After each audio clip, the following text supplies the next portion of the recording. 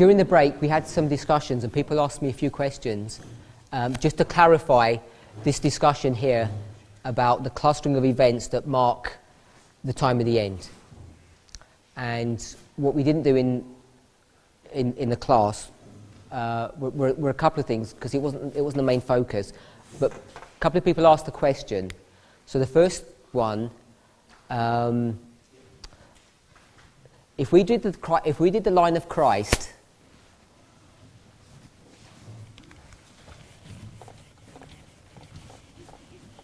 and we took this from Daniel chapter 9, we know that this is 7 years. And this is AD 27,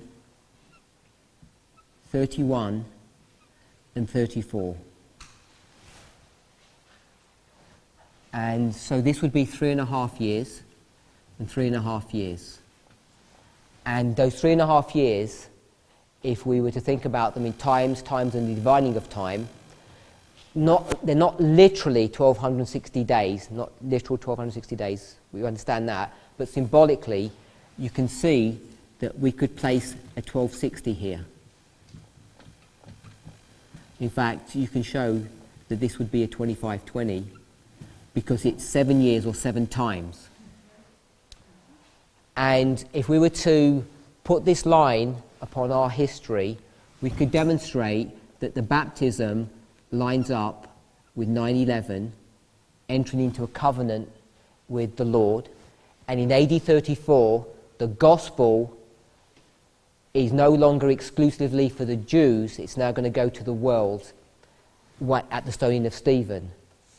So this would be the end of the 490 years, takes you all the way to here, leaving 1810 years to 1844, which marks the 2300 days. So this would be marking Sunday law. And then you could show that this would be demonstrating midnight cry. So when you start developing this line of thinking, then you get from 7 years, 3.5 years, 1260, then we know that the 1260 is symbolized in the scriptures, Revelation 12, by the wilderness. I'll put W for wilderness. This is the wilderness period. So what we can show is that once we have a wilderness, sorry, yeah?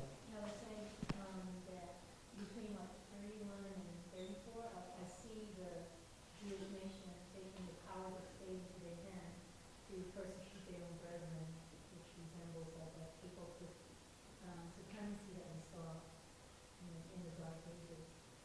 So what my sister is saying, and she's correct, is that you can make all of this a 1260 as well. So there are many ways to understand this, but I was just showing you, because one of my sisters asked, just in the simplest way I could think, is to show, you can see that this is a 1260 from 27 to Midnight Cry, which is a wilderness. And as soon as you say a wilderness, then what you can do is take all the wildernesses and put them here. And there are a couple of wildernesses. There's a 40-day wilderness, there's a 40-year wilderness, and there's a 70-year wilderness and the 1260 wilderness. So the 70 might throw you, but Brother Tebow read a Ellen White passage, I think earlier today, I think it was earlier today, which says that the 70-year captivity parallels the 1260-year captivity. So he read that to you earlier. I think it should be in your notes. So what I'm saying you can do there is that you can take all of those stories and you can start putting them line upon line over this history that we have here of our line from 9/11 to Midnight Cry to Sunday Law, and you can develop further details of what that's going to look like. Does that make sense? Does that sound reasonable? Yeah? So you don't have to accept the 2520 to do this, by the way. You know, if people are still got issues with it, I don't know why you would have, but if you did, this is just straight Daniel 9. You've got 7 years, 3.5 years, and the 3.5 is a type of 1260. And the 1260 we know is a wilderness period. So it's just using that simple idea. Now, as soon as you start thinking about the 1260, the 1260 was cut off into two parts. And Ellen White comments on this. And this is 1773, I think. So the 1260s, all of this, and she says persecution ceased 25 years or a quarter of a century before the end. So are we familiar with that? So you can see that the 1260 has this little bit at the end where the persecution stops. But all we want to show is not so much the dynamics of what happens here and here, but we want to show that it's in two parts. So if I've got a 1260, I'm going to show that there's a part here that's cut off of the 1260 and it's 25 years long. So as soon as you start seeing this structure here, you can see that it's the same structure that we have here. That you've got 9/11 midnight cry, and then you've got this waymark here, which is what we're calling the binding off. So I'm saying that the binding off is 25 years. So we can put the symbol of 25 here.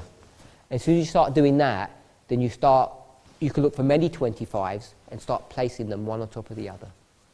But you're not saying a literal 25 years. Everything that we should understand, and I've stopped saying this now, maybe I should say it every time, nothing is literal, it's all symbolic.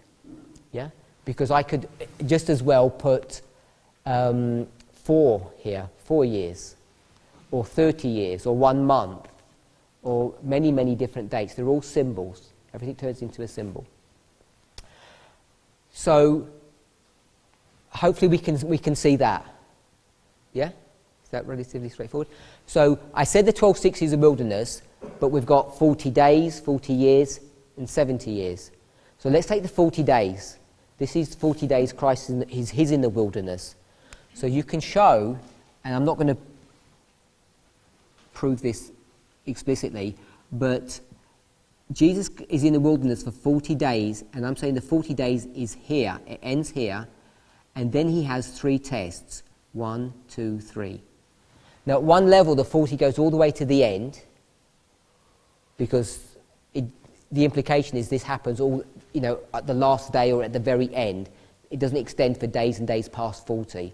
So the 40 goes to the end here, but these 3 are marked at the end of the 40. It says when 40 days are accomplished, then you have these 3.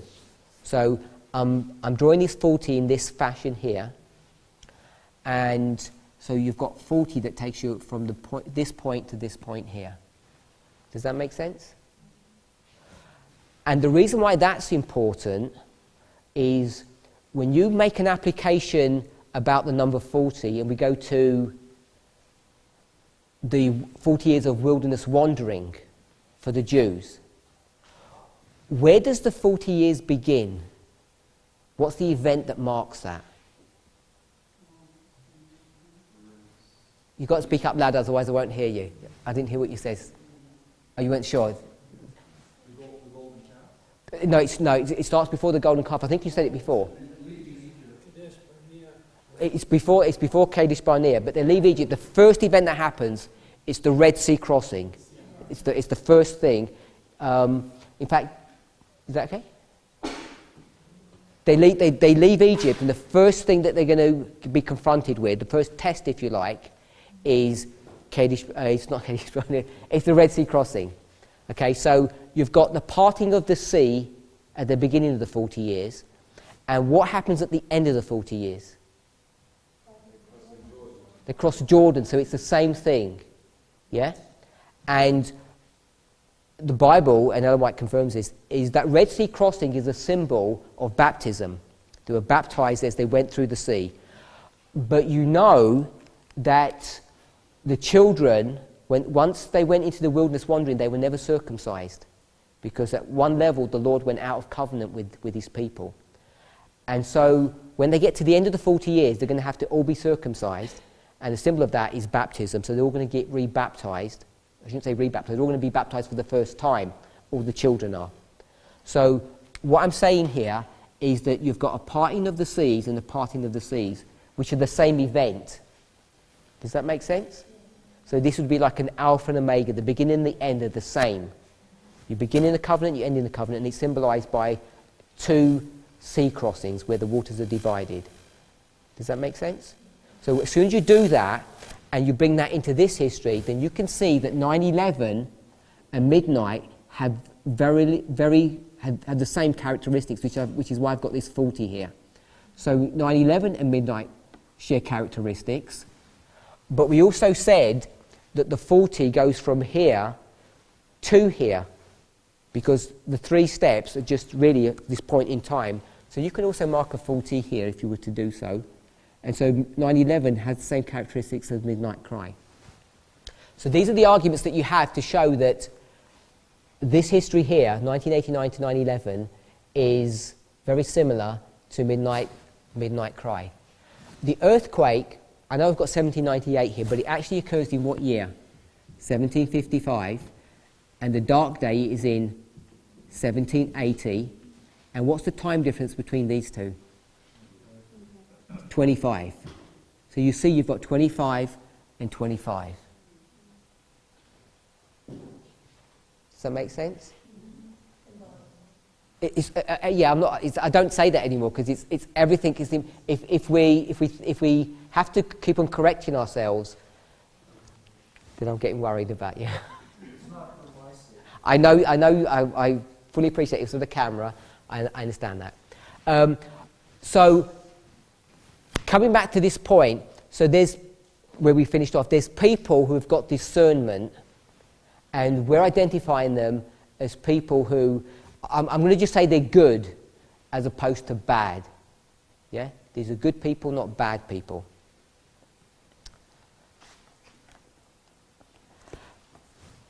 So the reason why we're even discussing all of this, let's take some of this out, is because I want us to start thinking, at one level we've got two groups.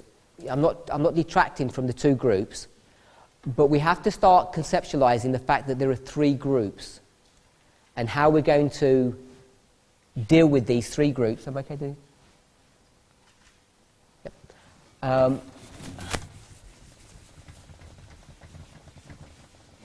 And who they're identifying and what they mean.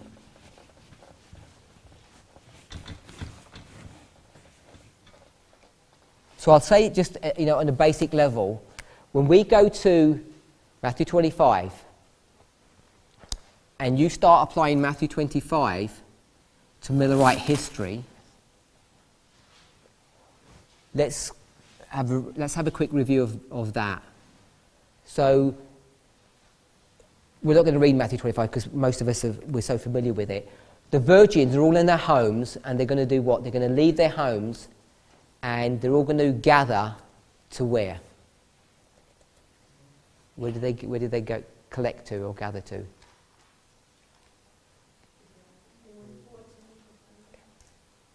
Okay, so maybe we're not as familiar as I thought we were with Matthew 25. Sorry? Okay, so they're actually going to go to the bride's house. They're all going to gather together at the bride's house. And when Ellen White comments on this gathering together, she marks this as 1840. So in 1840, the 10 virgins gather.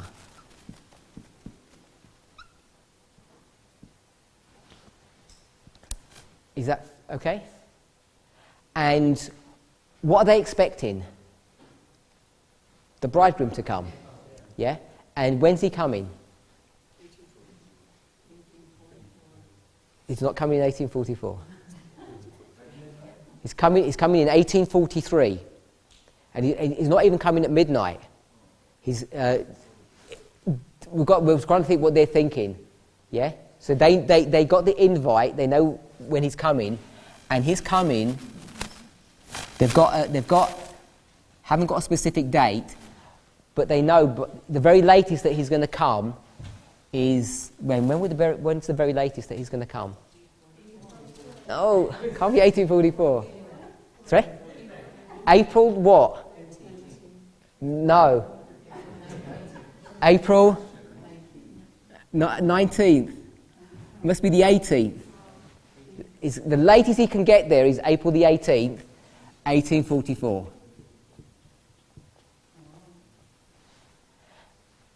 And he doesn't come. So he's not there. And so then you get to the 19th, and what do they start doing? They start tarrying. And they're disappointed. And then they go to sleep. Yeah? So they're going to go to sleep now, and then what's going to happen? How many of them go to sleep, by the way? All of them. So they all sleep. And then what happens? So on July 21st, 1844, what happens? Midnight arrives. Yeah? So we have midnight arriving. And then August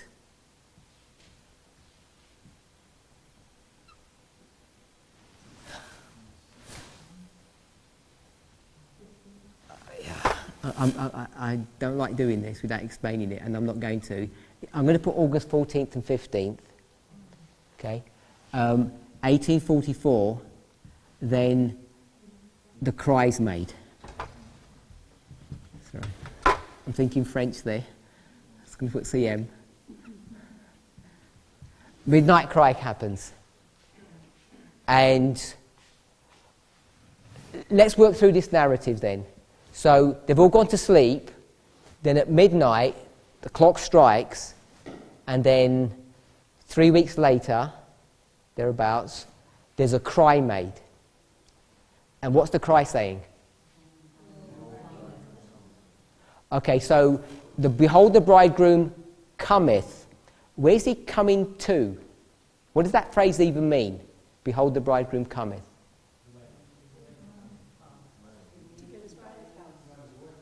So he's coming to the wedding. Some people said, what other answers did we get? So is he coming to the bride's house?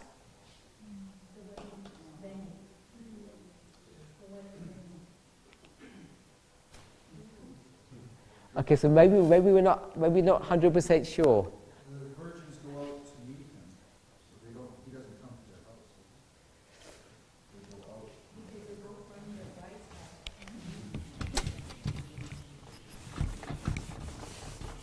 So I'll tell you what I think happens, and then you're going to have to go away and study this. So all of them are at the bride's house, and there. What's the job of the 10 virgins, by the way? What are they even there for? Sorry? They're waiting for the bride to come, but they're outside her house. They're preparing the bride? Where's the bride's inside the house? The bride's inside her dad's house. Why aren't the 10 virgins inside the house? Why aren't they? Why didn't they go inside the house? Why are they outside the house? So they're outside. The whole purpose of being there is to pre-warn the bride that the bridegroom's coming. So you know when that call's made, the bridegroom, behold the bridegroom coming, who's that called to? Because some people think it's actually to the virgins, and it's not. That call has got nothing to do with the virgins. The virgins have actually been sidelined because they didn't do their job. Someone else has had to do their job for them. And that cry is to the bride. It's telling the bride that her husband is on his way. He hasn't arrived quite yet. So he's on his way to pick her up. Are we okay with that? Yep.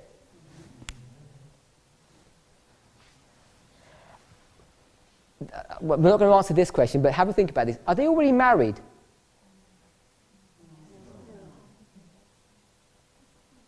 You don't think they're already married? Okay. When you look at Joseph and Mary's situation, they weren't married, but they were considered married because of the way the whole marriage situation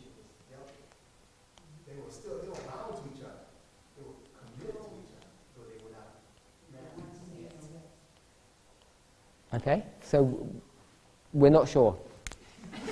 My brother's sure, he's certain, but the rest of us aren't. Okay, so they're outside waiting for him to come so they can warn him, but they go to sleep so they're not going to do the job. At midnight, someone else is going to make the cry. So then what happens in the story?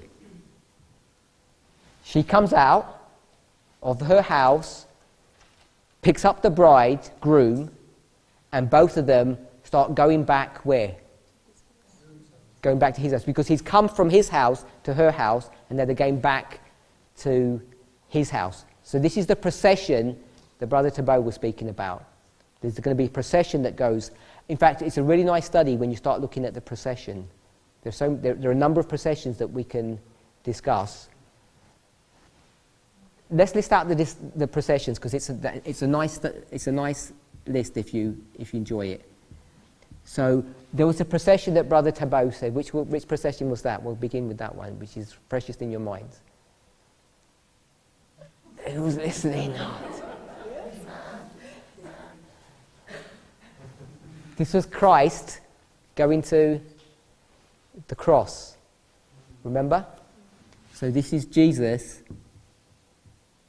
I'll put headed to the cross. Another procession. Okay. Triumphal entry. And this is Jesus as well. Another one. Sorry, louder. The ark. Good.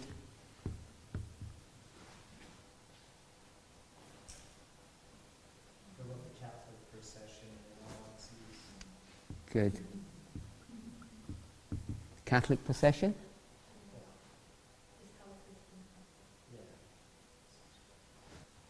Any more?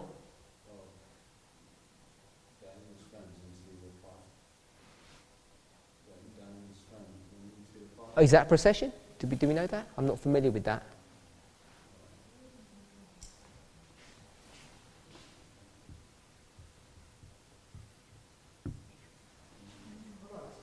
Mordecai, I don't know if that's correct. Sorry? I don't think so. Any others? Israelites in their journey crossing the Red Sea. Big procession. It could be. I don't think it's described that way.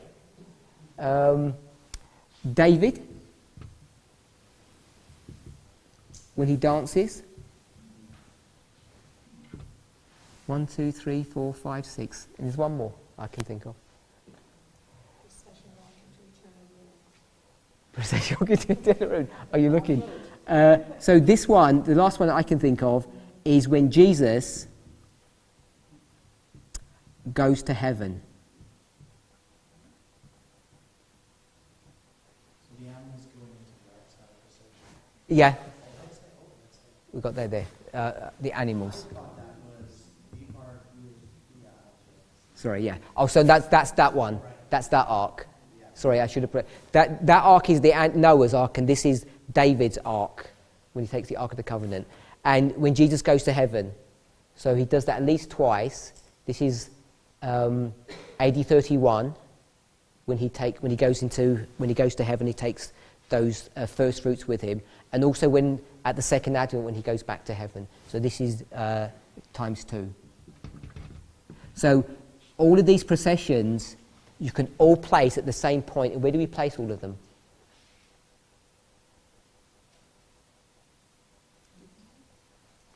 Are we not sure? All of these are at the midnight cry. And obviously the reason we even mention that is because at midnight cry, when the cry is made, what are the virgins supposed to do? They're supposed to join the procession. Yeah? So we've got Matthew 25. And we know that's at midnight cry, because at midnight they're just still asleep at that level. Cry's made here at midnight cry. They're all awake, and then they go to the procession. So we mark the procession here at the midnight cry. And if you go back into all of these stories, they teach you a lot about what's going on in these events. So in this story here, we'll just fill in the last one, October 22nd. The reason why we're doing this is what? What was the reason we're looking at this? We've always got to remember why we're looking at something. Sometimes you take so long to explain things, you forgot why we even looked. We're looking at this to see this. Who's the third group? Yeah? Who's the third group? So, who's going to give this cry at midnight? Who's going to be the person that's in this group here? Sorry? In Millerite history?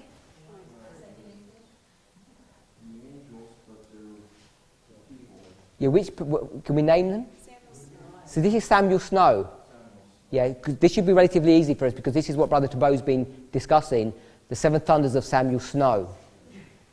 Would it be the first fruits of the 144? Well, because this is Millerite history, it's not even the 144,000. Meaning, as far as answering that question directly like the third group. I don't know if they have to be the 144,000. They could end up being martyrs, couldn't they? Well, Do they have to be 144,000?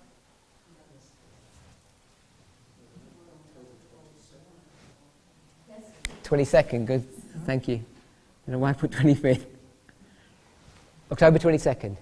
So, I'm suggesting this is Samuel Snow. So, Samuel Snow's the person here, and this is why it's so important to understand the studies that Brother Tabot is doing about the seven thunders of Samuel Snow. Because what we're doing at one level is identifying a sequence of events. Is that relatively straightforward? He's identifying a sequence of events to track what's happening. And what was the purpose of all of that? At least for this weekend, one of the main purposes that he said, the purpose of what he's doing. What do you think the reason, where do you think he wants to take you? Sorry? Yeah, so it's all about the prediction before midnight. Yeah? So that would be here. Would that be correct here?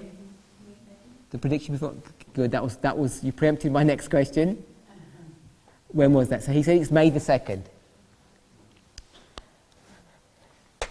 Brother Theodore and I were counting on our fingers yesterday, and we confirmed what? What did we confirm? Yeah, it's the Passover stuff. Oh, yeah, we confirmed that it was the 14th of the 1st. Okay, so. I'm going to take this off because it's going to confuse people. So I'm going to put the 19th, which is what we normally put this as a waymark. And how do you confirm that it's the 14th day of the first month? Someone beside Brother Theodore. How do you know this is the 14th of the first month? Because April 19th was the last day. Because April the 19th is the first day of the first month. And all you need to do is just count on your fingers from April the 19th to May the 2nd. If you count, try it over lunch, the numbers work. We've got tested, we've confirmed it. It does work.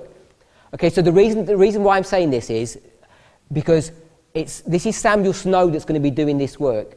And Brother Tabot is not dealing with personalities, he's dealing with doctrinal events. But when you see that Samuel Snow is the person who's doing this, then you begin to see that Samuel Snow is here. But this is not real, but what's Samuel Snow's second surname? His name is, or his title, should I say, that was a joke. He's a Millerite. Yeah, so even though here it shows you that he's separate, he's not part of this group, you know that he is because he's a Millerite. And if he's a Millerite, he must be part of the 10 virgins. And you don't even have to think about it that way. It says, Matthew 25, verse 1, then the kingdom of heaven, which is what? The church, all Christians, look like 10 virgins. Yeah? And he's a Christian, he's part of that church, so he must be a what? He must be a virgin. If he's a virgin, he must be part of this group. Yeah? So, this doesn't show a weakness of parables, it shows you the strength of parables. You know, people for so long have said, and who's the ones that give the midnight cry?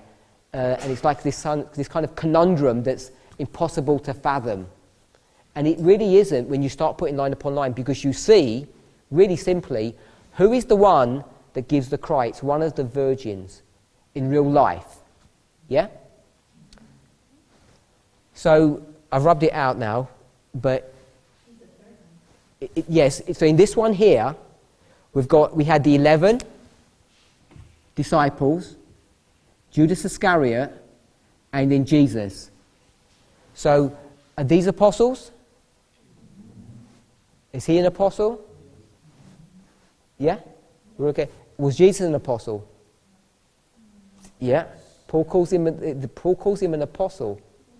So he's part of the foundation, because the apostles were the foundation, and Jesus is what? He's the chief cornerstone, or the chief part of the foundation, the bit that everything hangs upon. So at one level, he's part of the same group. But what we would do, Christians, Adventists, would separate Jesus from the 12. But if you don't separate him from the 12, then it becomes quite interesting, because you can do that when you parallel all these groups together, because then you realize that Jesus in this story is himself a symbol or a parable of who? Someone who has discernment. Yeah? I'm not saying you have to agree with me, but do you see the logic of that? Because people are going to get nervous. You're going to say, are you saying you're Jesus? And you get into trouble when you do things like that. But I'm asking, can you see the logic of that? Yeah? So I don't know why people get nervous about this, because let's do this. Okay, we've said angels here. And we all know what angels they are. What angels are they? From where? Yeah. These are the three angels from Revelation 14. Do we agree with that? So, my brother said from heaven. Are they really from heaven? Do you think? Okay. Do you see those angels as human beings? And you didn't come from heaven. So, they don't necessarily have to literally come from heaven. I guess that's what I'm suggesting. Yeah? Okay, so if we do, let's do this then. Revelation 14, and we would have the first, second, and third. Let's put dates on that. 1798.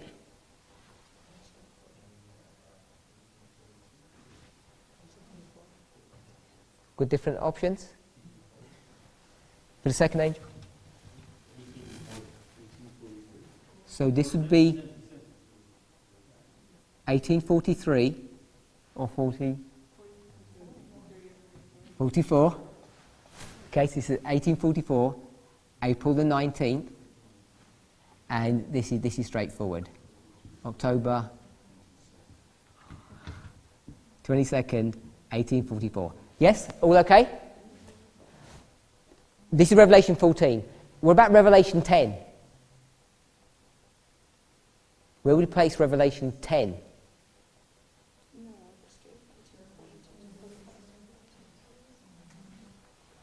Do we need to turn there? It won't help you if you turn there because it won't give you any direction of where to place it. Where do we place Revelation 10? And I saw another mighty angel come down from heaven, clothed with a cloud, and a rainbow was upon his head, and his face was as it were the sun, and his feet as pillars of fire. So we place that August 11th, 1840. Is that fair enough? Sorry? Yes. 5 minutes, yes. If you see the symbology in chapter 10, verse 1, who's that a symbol of? If you pick that up, we're not going to do So this is a clear symbol of Jesus Christ. If you take those symbols and you go to other portions of Scripture, you can show that this is Jesus. Okay? And it says this angel is going to come down from heaven. So here's Jesus. I'll put it as a symbol of a cross. Did Jesus literally come down? No. So we know this isn't Jesus really. Yeah? So what's happening in 1840? You have another man whose name is Lich. And Lich is going to give a message. It's a fulfillment of a prophecy, Revelation 9. And this empowerment is going to kickstart or trigger a chain of events that's going to lead people to October 22nd eventually. Yeah, so this is why we call this as the empowerment of the message. So I put 1A here and 1E here. So coming back to our question, all the symbology here is that this is Jesus in 1840, but we know it's not really Jesus, don't we? Yeah? So what we have to grapple with is when we start taking the parable as it's portrayed in the Gospels, or the parable as it's portrayed in Revelation 10, and we start considering this third group here, we can see that it's Lich who's going to come and bring this message down to God's people in 1840, which is a fulfillment of Revelation 10, but this is a human being. But Lich is a person who's living in the church, kingdom of heaven, at that time, which must make him a virgin. So you see that we could also place Lich here as much as we could place Snow here. And we do that as well when we develop the line of reasoning about what's going on with Lich's prediction. So what I want us to begin to become comfortable with is that the parables clearly teach three groups at one level, but they also only teach two groups. We're not trying to detract from that. It's these wise and wicked, but there's this third group who we showed a number of places that they've got discernment. And because these people are separating the wicked from the wise, and we saw that all of them that we could identify were all good people, we know that these people are wheat. If we're going to use the phraseology of Matthew 13, verse 24. These are the good people who are doing this identification or this discernment work. And that is quite a jump forward in many people's thinking about what the dynamics are in this movement.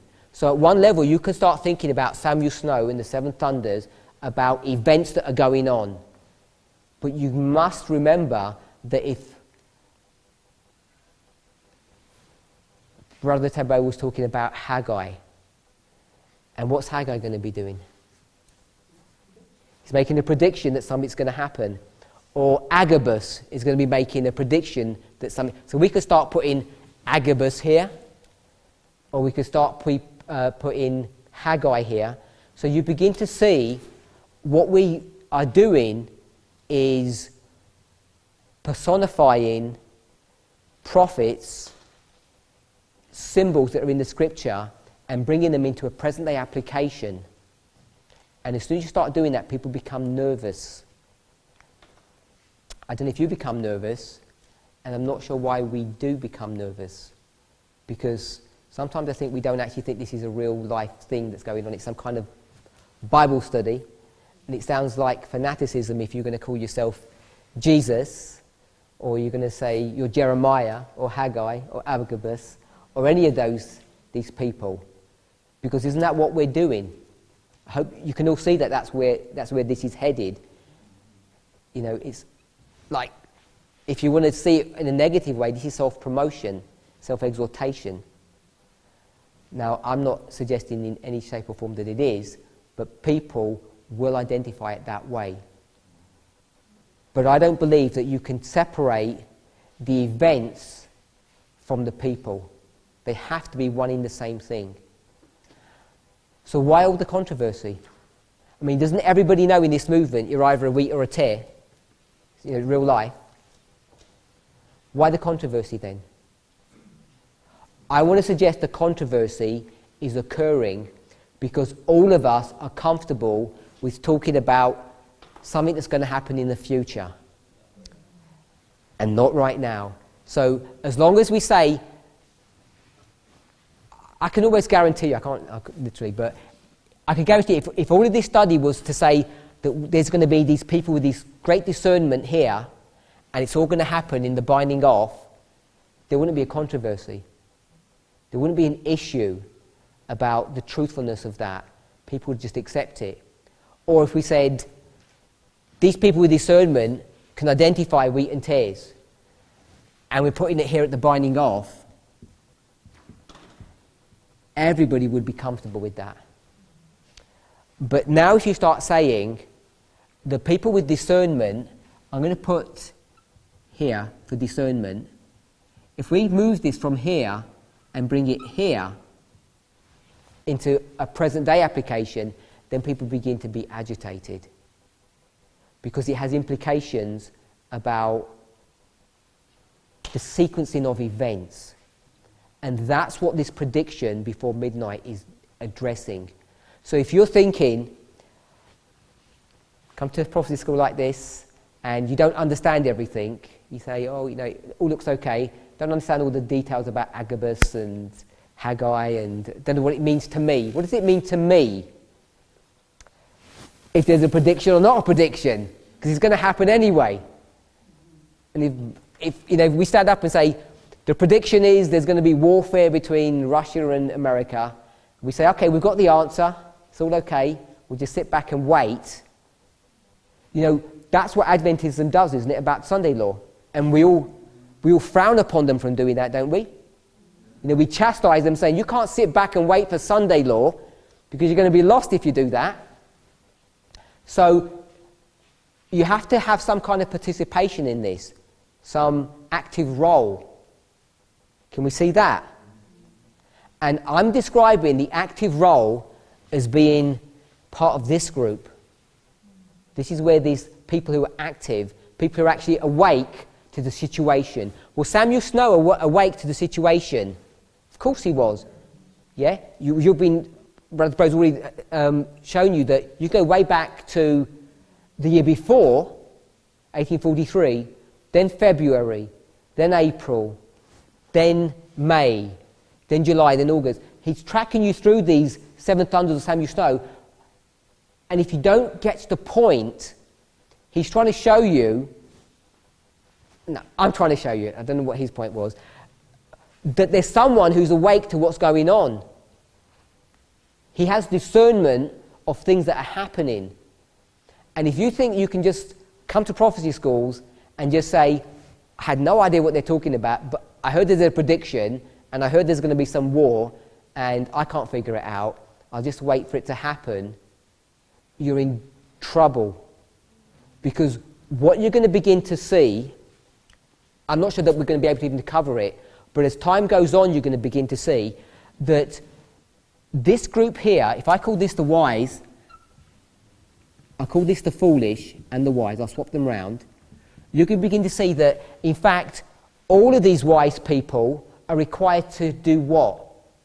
When we think about this prediction before midnight, what are they all required to do? To have oil. And that oil would be a message. And what would the message be? It would be the prediction that midnight's about to happen. So if you think that you can sit back and watch two people fighting and say, I'll see who's going to be standing at the end and I'll join sides with them, where would you be? You're going to be on the wrong side. So in these stories, what they're demonstrating is, out of the 13, only one of them has discernment. I'm going to have to swap these round so you don't get muddled up. But what's actually going to happen in reality is that all of the wise are required to have these characteristics, the characteristics of discernment, to be the servants. And the problem that you face is the way the parables are written, it doesn't open up that opportunity or that option for you. And what you have to do is not break the parables, but you have to work with the parables as they are and understand the fulfillment of those parables and how they actually are going to operate in our lives. So what I'm suggesting is this. So just to summarize, there are two groups, but we can see clearly there's this third group of people who have this discernment because they're awake like Samuel Snow was. Samuel Snow was a virgin, Litch was a virgin, but they're separate and outside of these two groups at the level of the parable. And when you take the seven thunders of Samuel Snow, these events, you have to realize that it's Samuel Snow that's the person that's driving these events. And Samuel Snow is a real living person, just as you and I are real living people.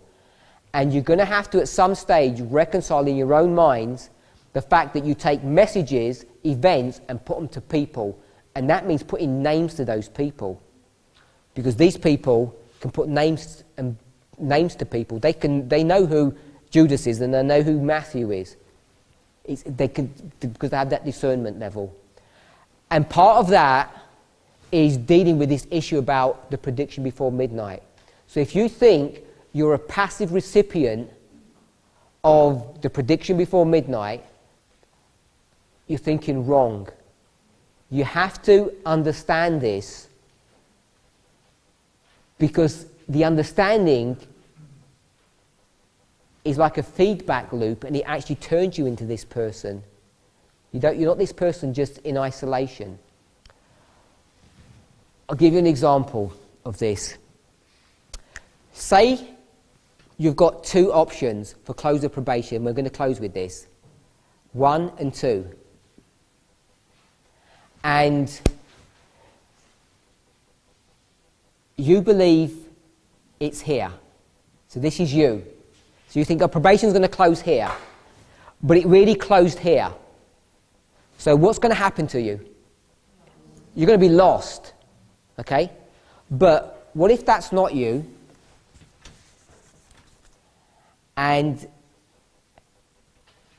this is you.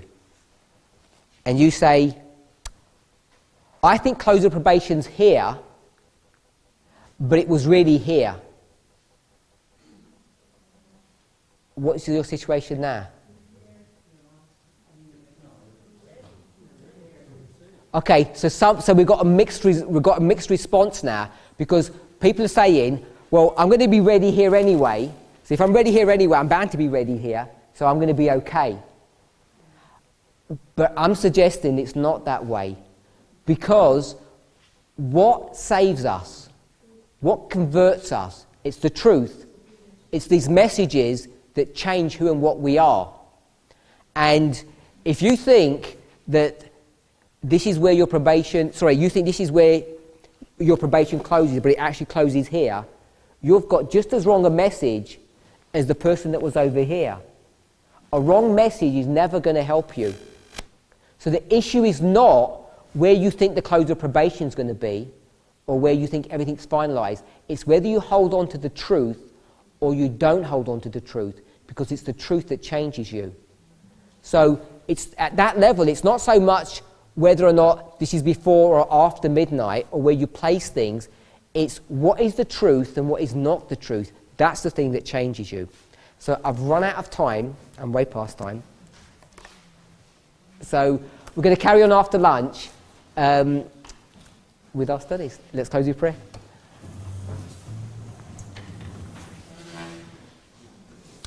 Heavenly Father, we thank you for your goodness and mercy. Lord, it's my hope and prayer that these simple studies are the means that you can use to awaken your people to the great danger that each of us is facing before us. Lord, many of us think that this fight, this struggle between truth and error is not theirs, that they'll just wait to see who's been telling the truth and then they'll make a decision. Lord, each of us really knows that this is not the way of the gospel.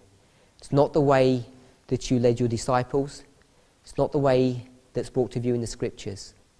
May each of us this weekend pay close attention to the truths that are being discussed so that we can be informed and make a decision for right. Be with us, Father, as we go through this preparation day. As we partake of the food now that you've provided for our needs, we pray that it would strengthen us. And in the few remaining hours of this day, may each of us prepare our hearts, our minds and our bodies so that we can meet you once again at the beginning of this Sabbath day. We pray in the name of Jesus. Amen.